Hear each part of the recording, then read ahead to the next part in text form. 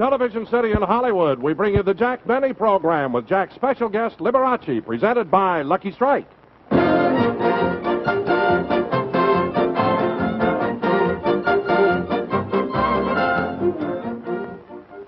Friends, smoking enjoyment is all a matter of taste. And the fact of the matter is... Lucky's tastes better. Cleaner, fresher, smoother. Lucky's tastes better. Cleaner, fresher, smoother. For Lucky Strike means fine tobacco, richer tasting fine tobacco. Lucky's tastes better. Cleaner, fresher, smoother. Lucky Strike, Lucky Strike. Sure, Lucky's tastes better. Why, everybody knows Lucky Strike means fine tobacco. Fine, light, mild tobacco that just naturally tastes better. And Lucky's are made better. They're round and firm and fully packed to draw freely and smoke evenly with fine tobacco in a better-made cigarette. Golly, you're just bound to get better taste. Smoking enjoyment is all a matter of taste. And the fact is... Lucky's tastes better. Cleaner, fresher, smoother. Lucky Strike, Lucky Strike.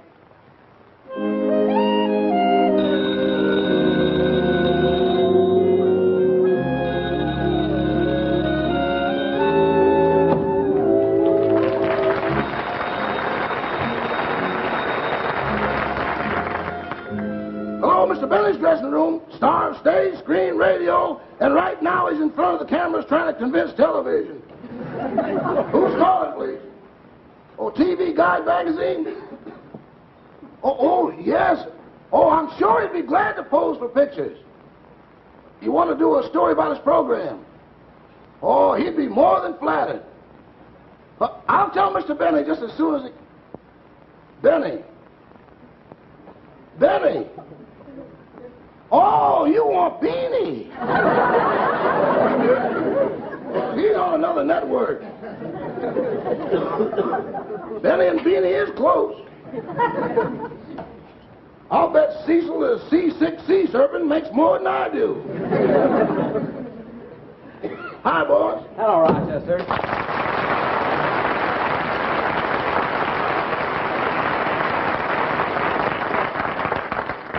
Well, there's another show over with, and Rochester was the most wonderful audience out there. You know, they didn't miss a thing. Got every gag, laughed at everything. I don't know, you know, Rochester, there's something about, I don't know, when an audience laughs the way they did today, it does something to me here. Yeah, that's the spot, all right. Huh? You almost had a heart attack when they laughed at Bob Hope. I did not. Listen, I'm going to get these clothes off. I'll be right with you. Rochester, now you know very, very well that I'm not jealous of Bob Hope or any other comedian. I like all comedians. And let me tell you something else, Rochester. Believe me, it isn't only the comedy that counts or the laughs. It's how you look out there. It's your appearance. Well, believe me, that's important too. You know, I saw your show and you really look good today. I did? Uh-huh. You know, in the close-ups, your shoulders were as broad as Victor Mature's. No, really? Uh-huh. And in the long shots, you were as tall as Gary Cooper. Honest? Uh-huh. And in the medium shots, you were as thin as Captain Hepburn. Oh, thanks. Thanks, Rochester. Hey, Jack. Yeah? Jack, I just ran out of cold cream. Have you got some? Yeah, there's some on my dressing table there. Oh, yeah.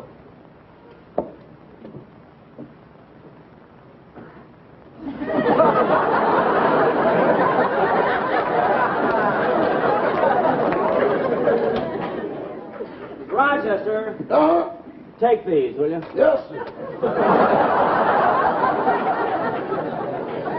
Victor Mature. Take this, too. Yes. Gary Cooper.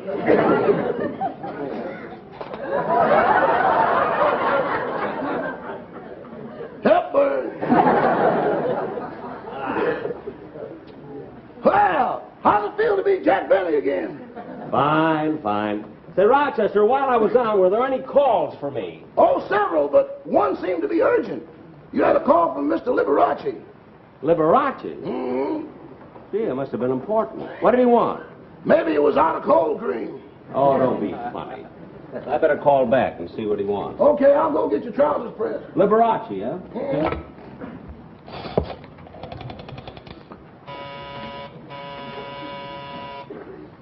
Say, Mabel. What is it, Gertrude? Mr. Benny's line is flashing. Yeah. I wonder what Stacy Bonehead wants now. I'll plug in and find out. Yes, Mr. Benny? Oh, Gertrude, I had a very important message to call Liberace. Will you please see if you can get us home? Yes, sir. He wants I should get him Liberace. Well, pack up your troubles in your old kid bag and smile, smile, smile. Well, look who's being sarcastic. I'll bet you wish you could smile like Liberace. I could if I did what he did. What'd he do? He had his upper lip removed. Well, anyway, I'd rather go out with Liberace than that sourpuss Jack Benny. Yeah, I know what you mean. You know, the other night Jack took me out for a drive, and when we got to a lonely spot, the car suddenly stopped, and he said he was out of gas. He's been out of gas for a long time. What was wrong with the car? Nothing. When he stopped the car, I thought he was going to kiss me, but he didn't. I even leaned back like this. I don't blame him. I've seen a better pucker on a closed laundry bag. Oh, yeah? Yes, Miss Benny. Gertrude, what's taking so long? I've been trying to get Mr. Liberace's house, but his line is busy. Oh, well, look at Gertrude. Keep trying to get him, and if you reach him, tell him that I'm on the way to his house. I'm going over to his home right away. Yes. Okay.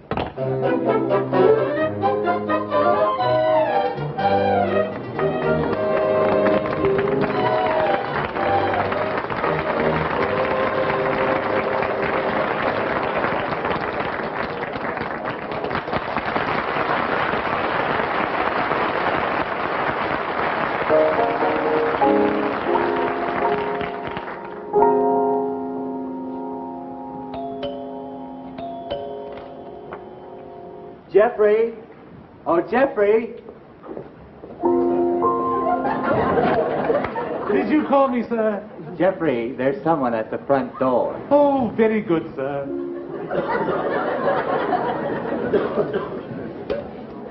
How do you do? How do you do? I came over here to see Mr. Liberace. I didn't know he had company. Oh, I'm the butler. Oh. Won't you come in? Thank you. Oh, Jack. Oh, Liberace. How are you? You know, this is the first time I've been here. You really have a beautiful home. Well, thank you. My brother George and I find it very comfortable. You do? Yes, it must be nice and warm, too. Oh, you're referring to my candelabra. I didn't think you'd notice them.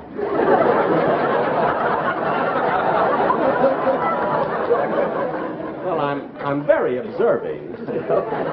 Well, you see, anyone with an artistic temperament is inclined to be a little nervous and high-strung. And I find candlelight very restful. And it relieves the tension. And it practically eliminates the electric bill.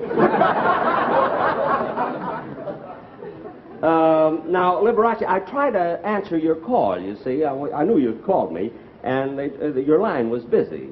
So I came over to see what you wanted. Well, Jack, I wanted to see you about something very important. Won't you sit down? Well, thank you. Thank you.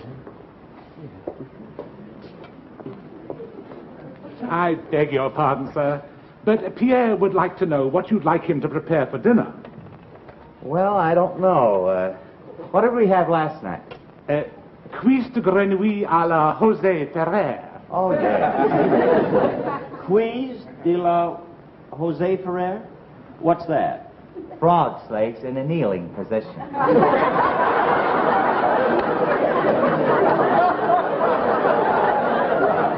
Well, I've never had them that way. Oh, they're very good. Really? Do we have any left? Oh, yes, sir. 3 knees and a shin bone.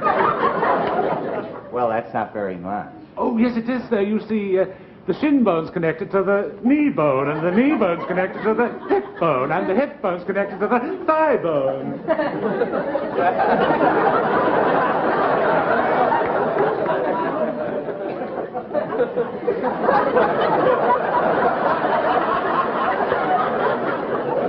This dinner could be on the hit parade. Geoffrey, send Pierre in. Oh, very good, sir. Pierre? Oh, he's my chef. Oh, really? Excellent, excellent. In fact, he comes from a long line of chefs. His grandfather created a wonderful French dressing in 1888. An 1888 French dressing, huh? He beat Chef Milani by 2 years. Gee. Did you wish to see me, sir? Yes, Pierre. What do you suggest for dinner tonight? Well, we have some breast of flamingo and gazelle steaks. Breast of flamingo and gazelle steak. Would you like to stay for dinner, Jack? Well, if you have enough, I wouldn't want you to run to the zoo just. Well, I'm sure we'll have enough. Pierre, Mr. Benny will stay for dinner. Very good, sir. Thank you. Thank you very, very much. Well, Liberace, you certainly know how to live. You have a chef and 2 butlers. Huh? Oh, no. I just have 1 butler, Geoffrey. Well, what about this gentleman over here? Huh? Oh, that's Martin. He's my candle changer.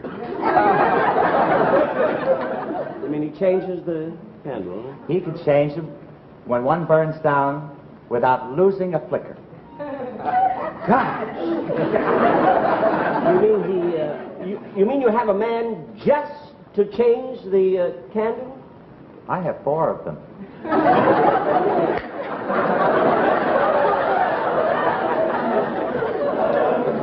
can't get over it. Now, I suppose you're anxious to know why I wanted to get in touch with you. Yes, I have. Well, I tell you... I beg your pardon, sir. What is it, Geoffrey? Yamaguchi would like to speak to you, sir. Oh, Yamaguchi. Send him right in.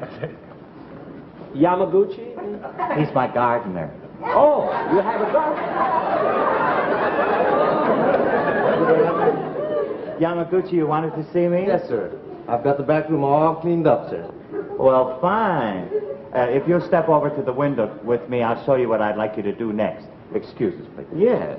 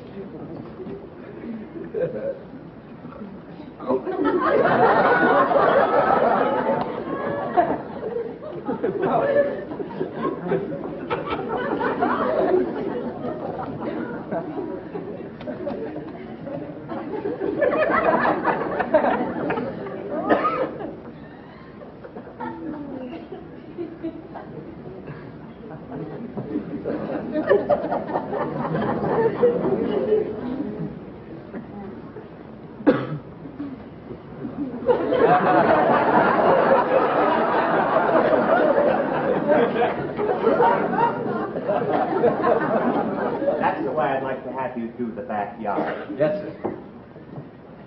Look,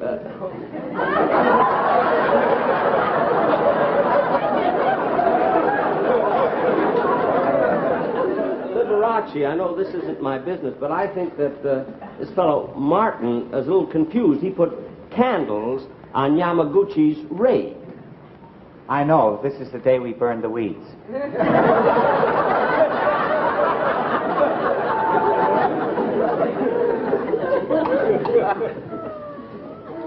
Now, about this that you wanted to see me about. Oh, yes. Well, Jack, you see, my brother George is detained in New York. And I'm giving a concert tonight, and I wonder if you'd be so kind as to take my brother's place and play your violin. Me? Are you serious? But, Liberace, you see, I'm a comedian, a buffoon.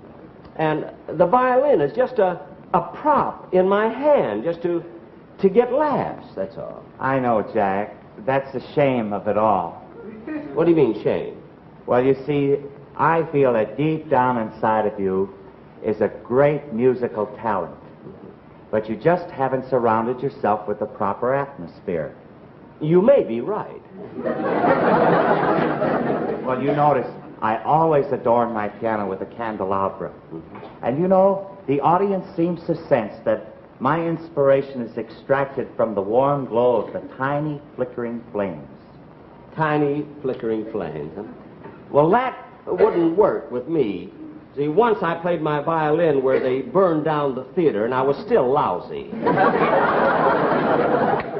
However, if you'd like me to appear at your concert with my violin, I'd only be too happy to. Oh, well, good. Thanks a lot, Jack. Liberace, of course, we haven't discussed money as a salary. I don't know if you realize what I get for each appearance that I make, you see. No, I don't. What do you get? Well, this may come as a surprise, you see, but for each appearance, I get $7,500. Oh, well, Jack, that's for being a comedian. Now, what was the last salary you got just for playing your violin? $1.80 an hour. It was a wonderful couple. I'm so glad they got married.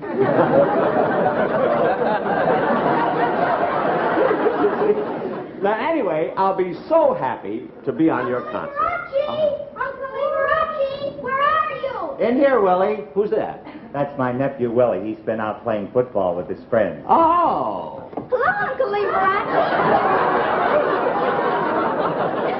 I want you to meet Mr. Benny. This is my nephew, Willie. Oh, How hello. do you do, Mr. Benny? Hello, Willie. Now, you run along and get dressed for dinner. Yes, Uncle Liberace. Okay. He's a cute little fella, isn't he?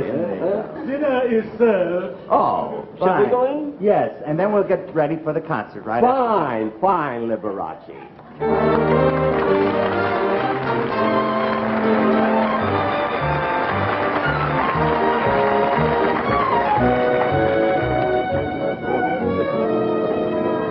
Oh, gosh, darling, isn't Liberace wonderful? Oh, wonderful. I just can't wait till the intermission's over. Donald, what are you doing? I was just noticing everybody in the lobby is smoking a Lucky Strike. Are you sure they're all smoking Luckies? Well, I imagine so. Oh, excuse me a minute, dear.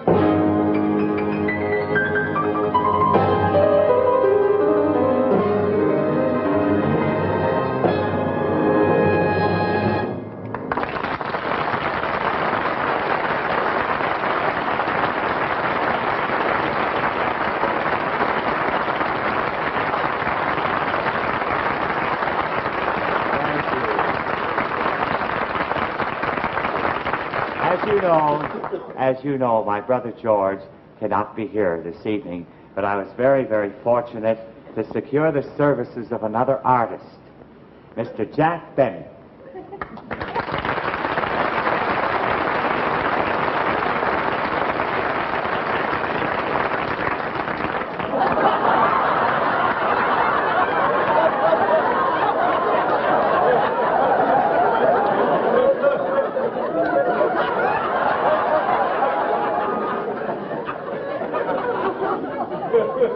Jack, I think you're overdoing it. Oh, you didn't want this, then? Oh, well, I'll get my other violin. I'm terribly sorry.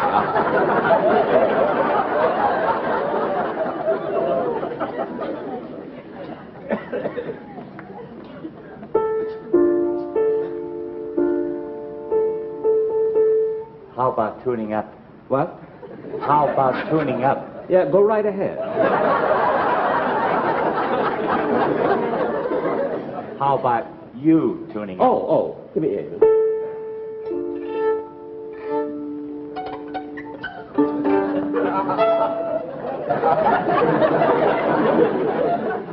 Ladies and gentlemen, we'd like to play a number that I recorded that we've had many requests for, haven't we?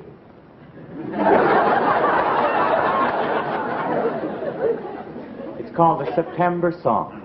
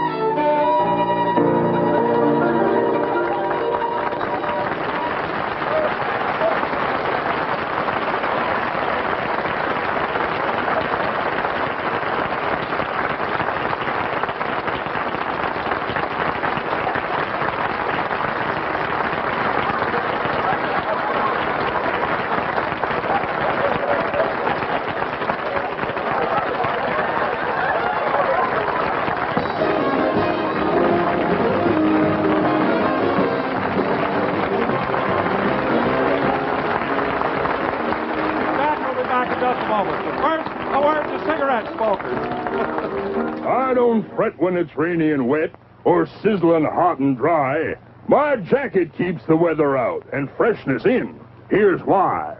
Have you ever looked at the cellophane seal on a pack of cigarettes?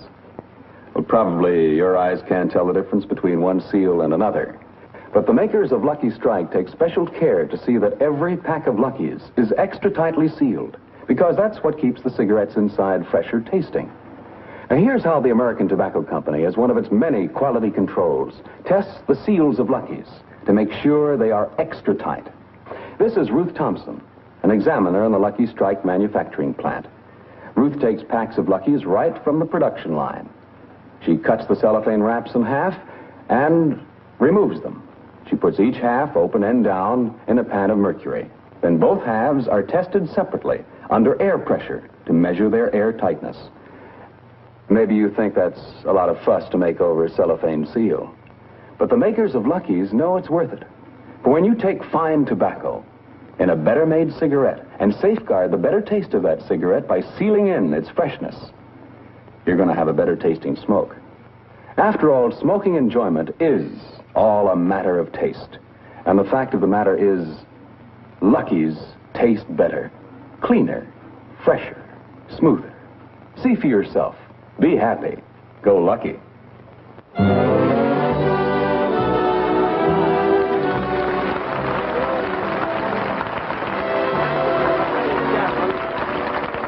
You know, these are the kind of shows that I always like to do where I have a chance to play my violin. Of course, when I was a kid, you know, I had to make up my mind what I wanted to be. And now I'm sort of sorry that I, you know, took up the violin. I would have much rather have been a baseball player, you see?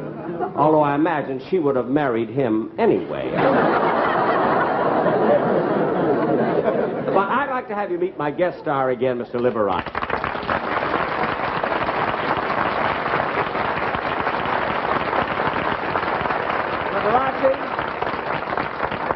Tell you how wonderful it was having you on my show and how nice you've been to be such a great sport about it's fun, all the Jack. kidding and everything. And I understand you're giving a concert in Pasadena Saturday night. Is that Friday night. That's Civic right. Auditorium. That's right. And incidentally, Jack, all kidding aside, if you'd like to pick up another $1.80, I'd love to have you. Well, I'd love to do it, but I have another wedding that night. You know, thanks. Thanks.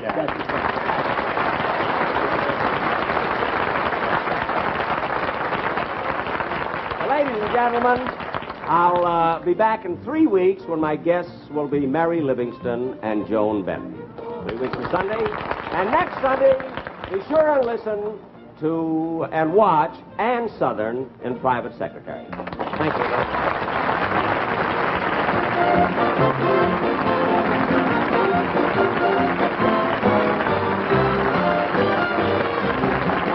Appearing on tonight's program are Bea Benaderet, Shirley Mitchell, Rex Evans, Lois, Corbett, Rolfe, Sedan, Lane Lacano, and Roland Peat. Remember, 1 week from tonight on this same station, Ann Southern returns in Private Secretary. Stay tuned for Toast of the Town on the CBS Television Network.